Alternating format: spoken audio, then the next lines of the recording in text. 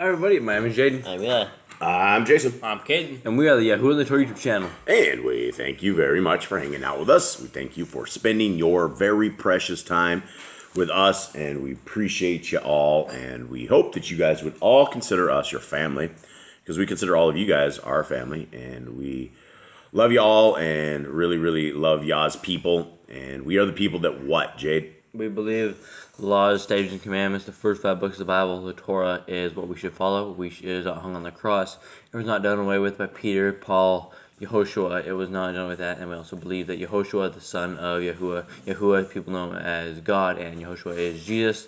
And we believe that he died so that we have forgiveness of sins, that he gave us a chance at having eternal life. Yes, and so Messiah, our Messiah, died a perfect sacrifice so that we are able to have the curse of the Torah fall from us. And the curse of the Torah is spiritual death.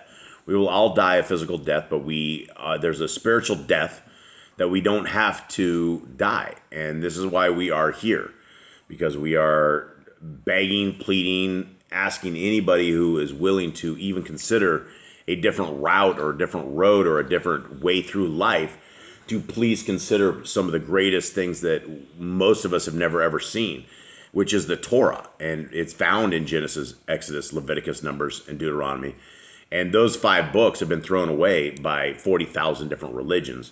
Those 5 books don't matter to anybody. They will take they'll take 8 books out of the back end of a book, which are Paul's writings, and they will make a doctrine on Paul's writings. And at some level, Paul becomes their God because they choose his ways or what his writings are. And it's not necessarily Paul's ways, because most of Paul's writings, most people don't believe are even written by the same people. So there's a lot of differences in all the writings.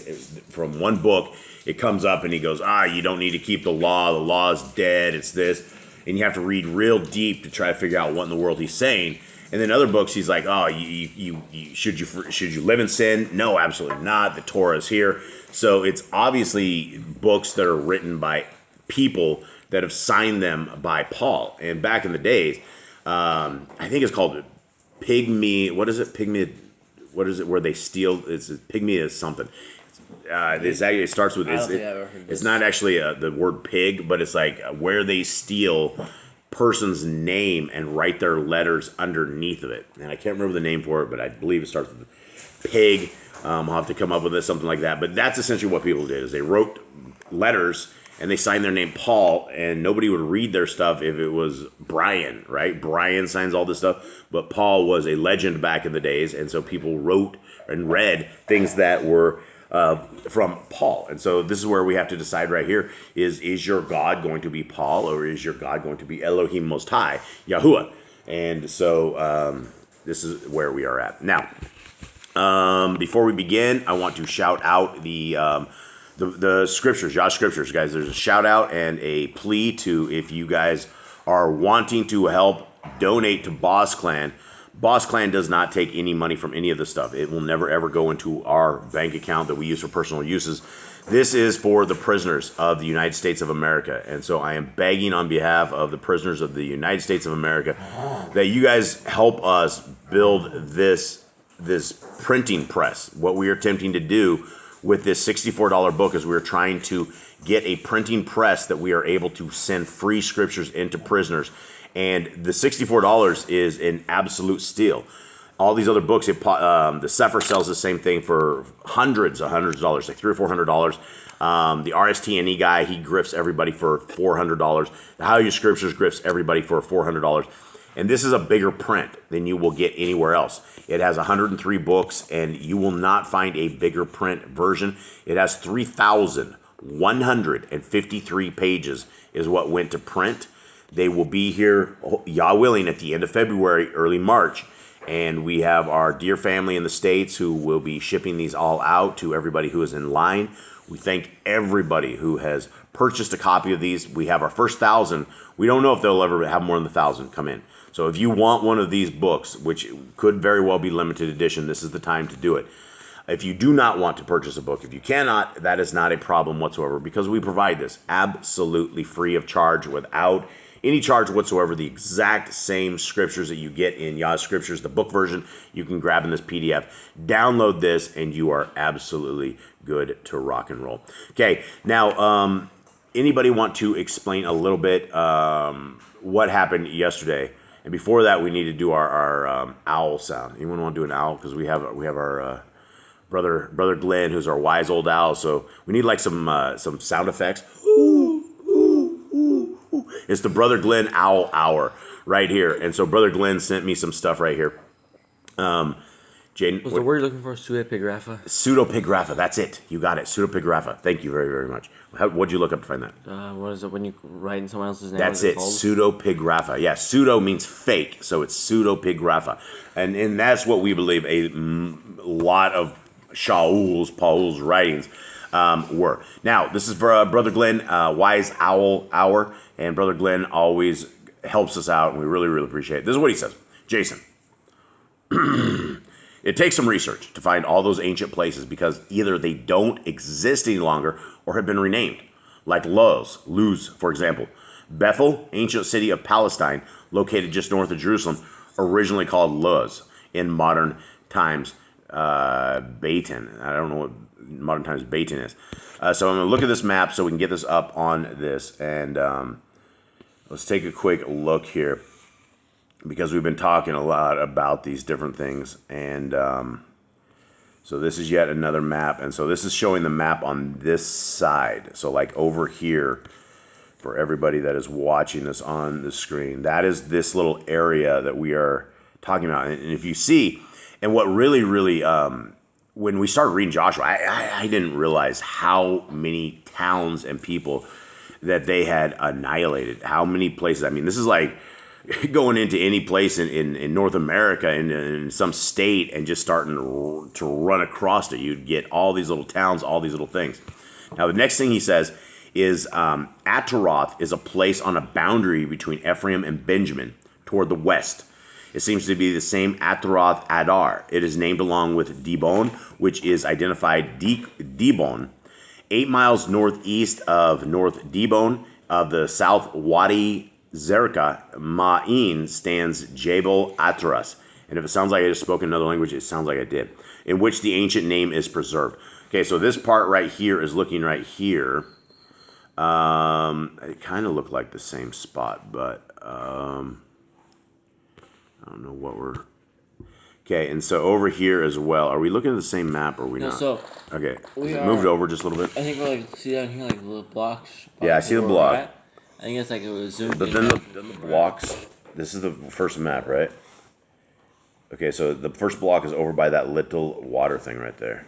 Second block is right there where the same water thing is, right? The third block is up a little bit. All right, so this one actually is up a bit. So let's take a quick look at what he's talking about. And he says the ancient towns of Upper Bethhoron and Lower Bethhoron are identified respectively with the present-day Palestine Arab villages of Bet al-Fuka and Bet al-Taha, which are believed to preserve the ancient names. All right, I wasn't going to sound that one out. That one doesn't sound right. And I sat there and looked at that word for a second, and I'm not gonna try to put that one down. Okay, this map is up a little bit more, and he says, I think it's Mikmetha, Jos 1717. The position of the place must be somewhere, Joshua, on the east end of, not distant from Shechem. So again, he's showing us this block has moved up a little bit. So I don't know where Brother Glenn gets these maps, but this one's kind of handy. So again, this is what we're looking at here. And he also says, here's Tapua, is a town in the West Bank, 4 miles west of Hebron. And so there is what we were reading there as well. Okay, so I think that is it. And I want to, again, give a big shout out to our Wise Owl Hour Brother Glenn, because we really, really appreciate the wisdom that the groups of all you guys come forth and deliver to us, because we are not... I don't think we're teachers. I think we just read with you guys and we learn with you guys as well. So perhaps we're all students together and we are learning as a quorum or as a tribe. So here we are. Okay, 17. Anyone have anything based upon maps? We got some basic maps out of there. Anyone? No, ready? Okay. 17. And the lot. Okay, before that, prior to this, let me go back. What happened yesterday exactly? So we're dividing lands. It was talking about where we were at and who got what. It was basically giving stuff to Ephraim, and the day before that we were giving stuff to Judah. Right. And so we were looking at roughly yesterday's. Was yesterday's Yehuda's group or was it Yesterday's Manasseh? was Ephraim and Manasseh. Ephraim and Manasseh. And so this isn't a great map, but things have probably changed. But these are the areas that we were kind of looking at yesterday. And the day before, I think we looked at Judah's areas. Okay, now, here we go. And the lot for the tribe of Manasseh, for he was the firstborn of Joseph, was for Machir, the firstborn of Manasseh, father of Gilead, because he was a man of battle. Therefore he had Gilead and Bashan.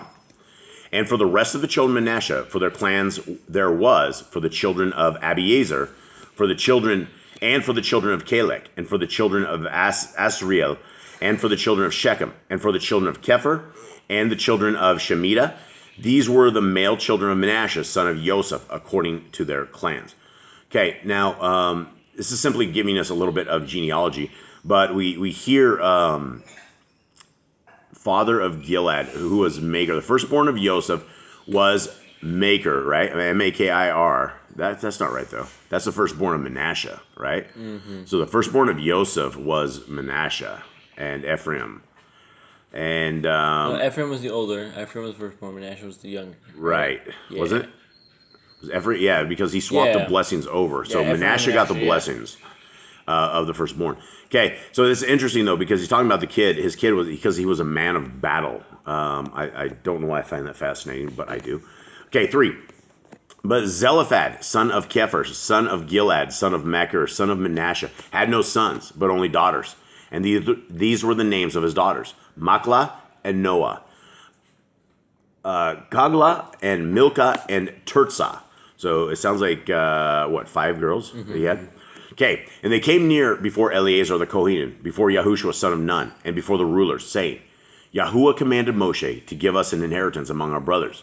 So he gave them an inheritance among their father's brothers, according to the command of Yahuwah. Now, for anybody that doesn't know this story, tell us what this story is right here. So back in the days of Moses, Moses declaring how the land's gonna go, how you're gonna do this stuff, right? And they came to him and they're like, it's after Aaron died, so it's Phineas in charge now, and he's like doing all these things, and these 5 women come to him, and they're like, "Hey, Was it 5 women or was it 2? I thought it was 2 women. No, it was all 5. it was all Was it all 5? 5, yeah. Was it these women right here? Yeah. These ones? Yes. It's Oh, okay. the ones that were named. I don't know if they're still around because it's been 40 years, but they're like, we have no father. We have no way to inherit our land. We are just 5 women. Because back in the day, it was like, you'd go to the nearest male, right? You'd go to the male, go to the son.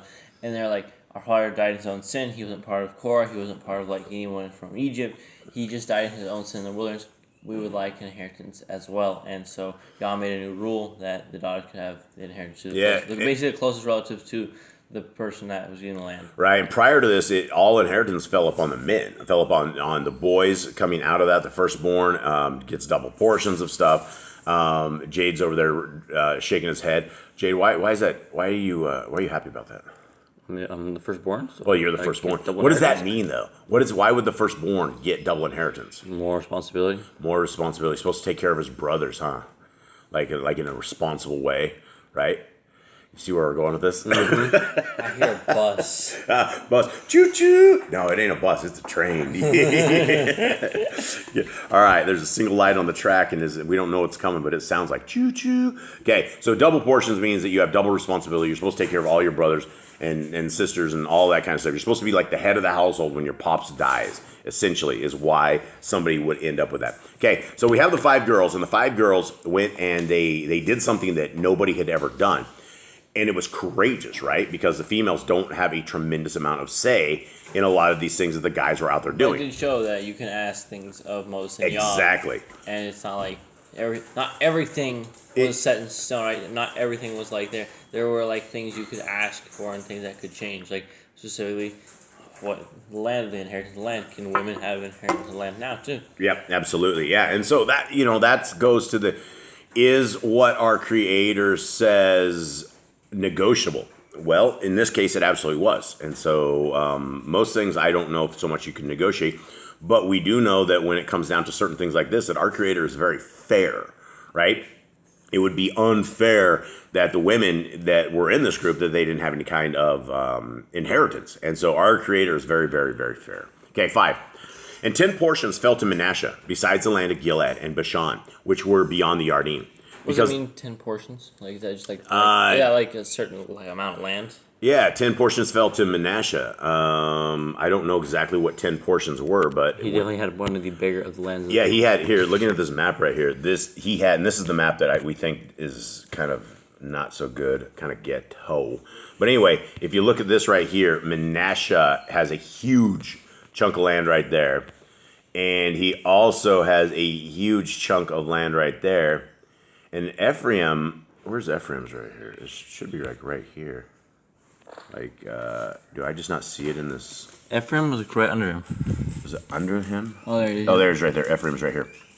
So Ephraim's right there. Ephraim has between Ephraim and Manasseh, I think they got the biggest portions of all of this. Maybe Judah may have gotten like something close to comparable, but as far as what we see right there, they got it. So whatever the 10 parts were, that fell to them. Okay.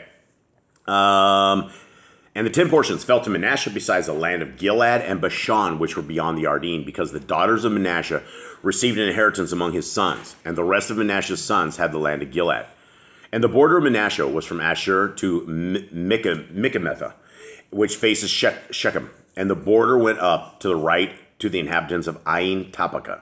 The land of Tapach belonged to Manasseh, but Tapach on the border of Manasseh belonged to the children of Ephraim. And the border went down to the Wadi Kana, southward to the Wadi. These cities of Ephraim were in the midst of the cities of Manasseh, but the borders of Manasseh was north of the Wadi, and it ended at the sea. Okay, so it says it ended at the sea, and I don't know why I don't like these maps. This map, Manasseh, so it ends at the sea. So I mean, according to this map, at least the border is right. It ends at the sea, and so it's just essentially just talking where they're at, identifying exactly what they have. I feel like nobody really drew this out. Like nobody really has a solid idea on what's exactly shaped how it was. Yeah, it'd be interesting. It'd be because I mean, how are you supposed to know if nobody like drew it out, if nobody like put it out, and it wasn't trial through time? You're just gonna kind of guess how it kind of went. Yeah, that would be just a very interesting question to ask Moshe. Who mapped them? I mean, if they're writing stuff, you would think they could come up with an idea of a map. It may not be exact, but I don't know. So here we are, 11. And in Issachar and in Asher, Manasseh had Beth Shean and its towns, and Yiblim and its towns, and the inhabitants of Dor and its towns, and the inhabitants of Ein Dor and its towns, and the inhabitants of Ta'anak and its towns, and the inhabitants of Megiddo and its towns, 3 of the heights. But the children of Manasseh were unable to drive out the inhabitants of those cities, for the Canaanites desired to dwell in that land. And it came to be when the children of Yisrael were strong, that they put the Canaanites to compulsory labor, but did not utterly drive them out. So here we go again. We have these. Who were the very first people they made the deal with? It wasn't like there were people from Gibeon. Gibeonites, right? I think so. And so we have Canaanites, right? So we have people from Canaan, and the Canaanites are definitely the giant DNA, right? These are the giants, and they were unable to do it. 14. And the children of Joseph spoke to Yahushua, saying, Why have you given us but one lot and one portion to inherit, seeing we are a great people, whom Yahuwah has barak until now? And Yahushua said to them, If you are a great people, go up to the forest and clear a place for yourself there in the land of the Perizzites and the Rephites, since the hill country of Ephraim is too narrow for you. Then the children of Joseph said, The hill country is not enough for us, and all the Canaanites who dwell in the land of the valley have chariots of iron, both those who are in Bet Shean and its towns, and those who are of the valley of Israel. It's very interesting, right? We live in a modern society now that is everyone's scared of guns, right? But back in the day, it sounds like the chariots were where everybody was scared at, right? Chariots of iron. Yeah, I mean that's like high powered vehicle, right? That's like a car almost. That'd be like an SUV in our time, like some big powerful thing. You have horses, you're going to be running over these people. I mean, you probably, I don't know exactly what a chariot was. I remember from the movie Gladiator that we saw way back in the day, there was a couple people that could sit in these chariots. And so you could have like a spearman, you have the dude driving the chariot, you maybe a spear guy or something, just zipping them down as you're riding by. The only thing you could stop these things with, you'd have to shoot the people, you'd have to shoot the horses or the people to stop the chariots. And so that's where you're up against is something like that. But they're scared of chariots of iron. And I imagine that would be quite intimidating, especially if you're on foot. 17. And YAHOSHUA spoke to the house of Joseph, to Ephraim, and to Manasseh, saying, You are a great people and have great power. You are not to have one lot, for the hill country shall be yours. For though it is a forest, you shall cut it down, and its farthest limits shall be yours. For you are to drive out the Canaanites, though they have iron chariots and are strong. So basically giving them a pep talk, telling them they're going to have more than this, and they need to go fight for it. Yeah, and right now you have great-great-great-great-grandma Greta Thunberg that's sitting there. Oh, you're going to chop the forest down, right? This is where the spotted owls all started disappearing, right here, folks. The forests are gone.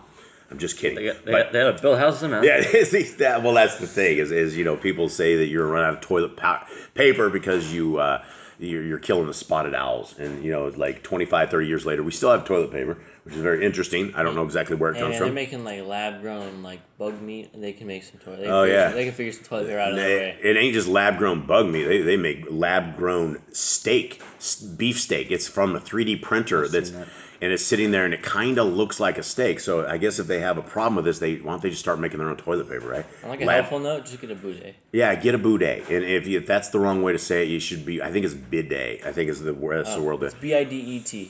It's bidet. Yeah, no, that's absolutely something. Here is a life lesson for anybody in the United States. If you have any plumbing at all in your house, the time is now to get a bidet.